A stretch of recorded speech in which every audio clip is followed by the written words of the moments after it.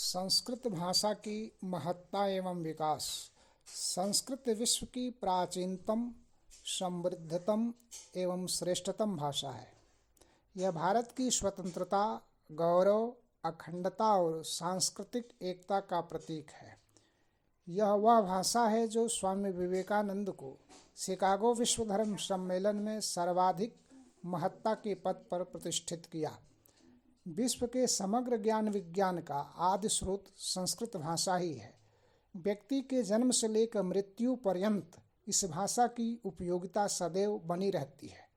वस्तुतः संस्कृत भाषा मनुष्यता का सच्चा जीवन दर्शन है। यह वह भाषा है जिसमें जीवन का समग्र विकास निहित है। चिकित्सा, ज्योतिष, गणित, विज्ञान, संगीत आदि जीवन के सभी क्षेत्रों में संस्कृत का विस्तार है।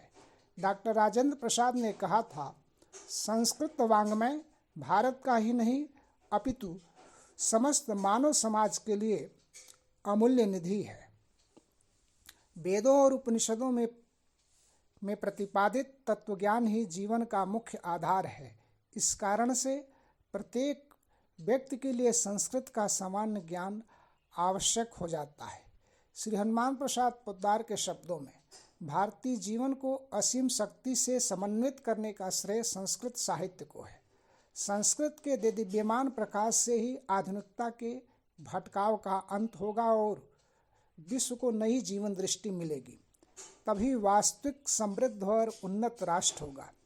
महर्षि अरविंदो के शब्दों में, अगर मुझसे पूछा जाए कि भारत के पास सबसे बड़ा खजाना क्या है और उसकी सबसे बड़ी विरासत क्या है, तो मैं बिना किसी हिचकिचाहट के जवाब दूंगा कि यह संस्कृत भाषा और साहित्य है।